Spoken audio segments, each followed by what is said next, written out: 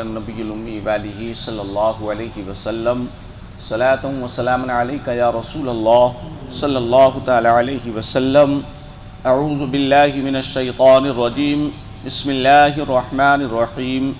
واللتی احسنت فرجها فنفخ فیها من روحنا وجعلناها وابناها آیۃ للعالمین. کل ہم نے اور آپ نے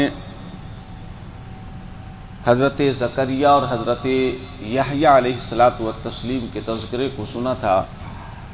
آج اللہ تبارک و تعالی حضرت مریم سلام اللہ تعالی عنہا کا ذکر فرما رہا ہے.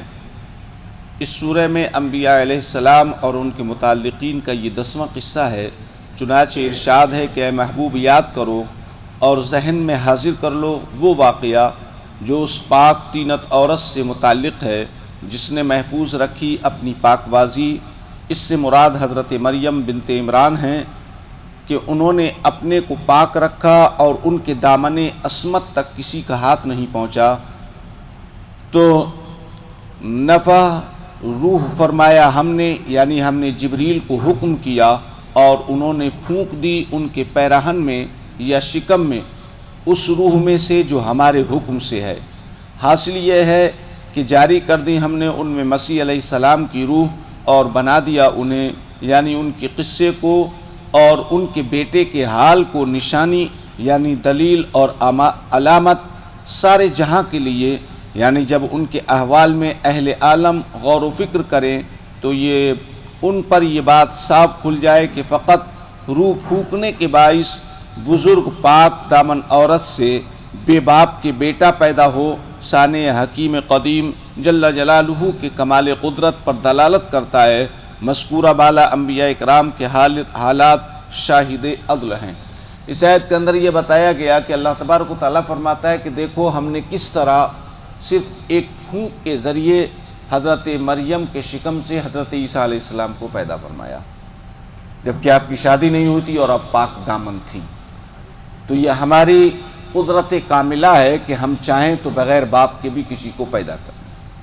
حضرت آدم علیہ السلام بغیر ماں باپ کے ہیں، حضرت مریم بغیر ماں کے ہیں، حضرت عیسیٰ علیہ السلام بغیر باپ کے ہیں، حضرت حوا اور حضرت عیسیٰ علیہ السلام بغیر باپ کے ہیں. حضرت حوا کو حضرت آدم علیہ السلام کی دائیں پسلی سے پیدا کیا، بغیر ماں کے ہیں وہ بھی. اللہ تبارک و تعالیٰ نے حضرت حوا کو حضرت آدم علیہ السلام کی بائیں پسلی سے پیدا کیا.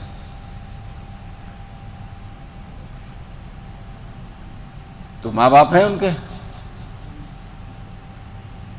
تو وہ قادر مطلق ہے، جس طرح چاہے پیدا فرما سکتا ہے.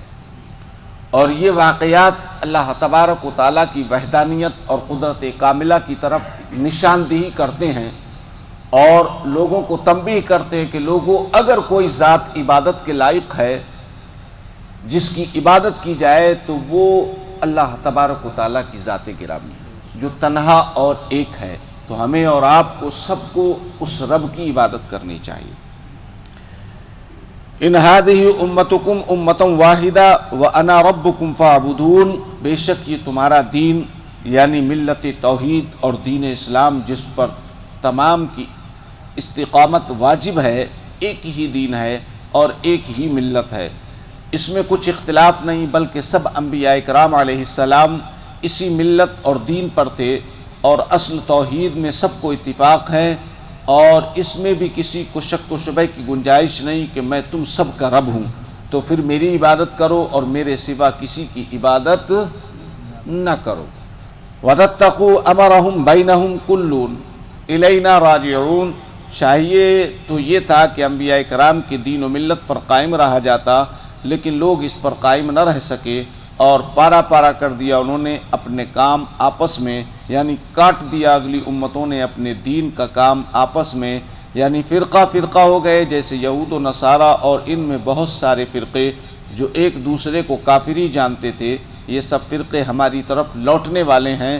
ہم ان کے اعمال کے موافق جزا دیں گے. آج جو کچھ ہم کر رہے ہیں ہم یہ سوچتے ہیں کہ ہم سے زیادہ چالاک کوئی نہیں ہے، ہم سے زیادہ چتر کوئی نہیں ہے، ہم جو چاہیں، ہمارا دل جو چاہے وہ ہم کریں.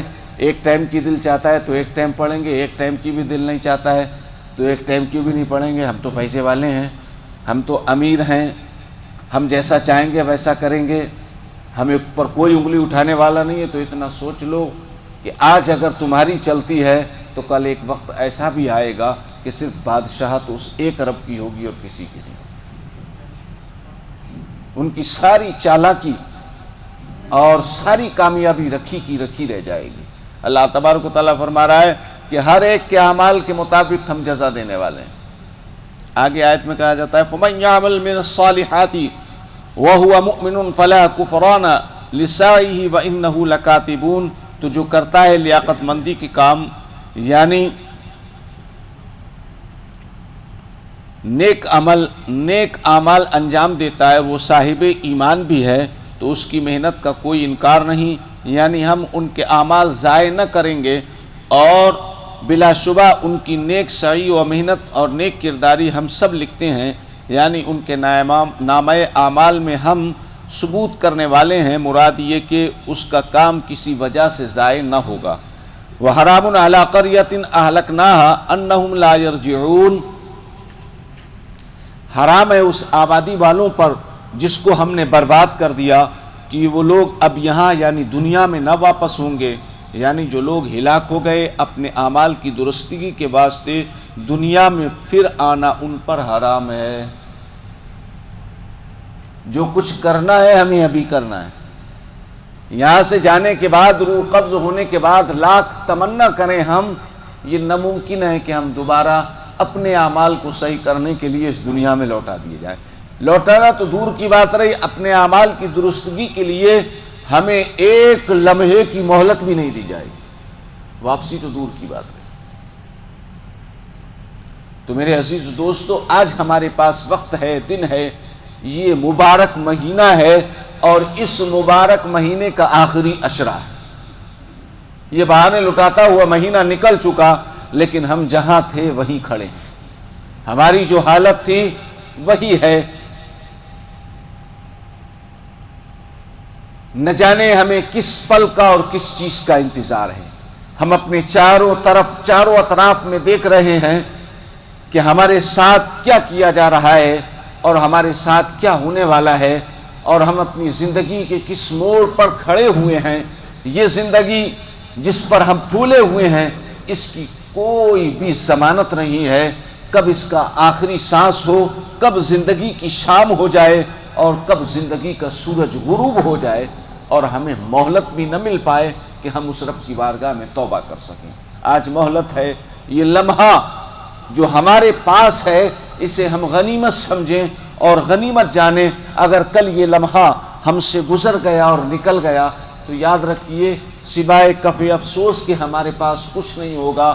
جب ہمارے اعمال برے ہوں گے، جب ہمارے نصیب میں جہنم لکھ دیا جائے گا، تو یاد رکھو میدان محشر میں جانے کے لیے سب سے پہلے ایک پل سے ہمیں گزرنا ہے، اور وہ پل کسی پانی کے اوپر نہیں رکھا ہوا ہے، کوئی چوڑا چکلا پل نہیں ہے.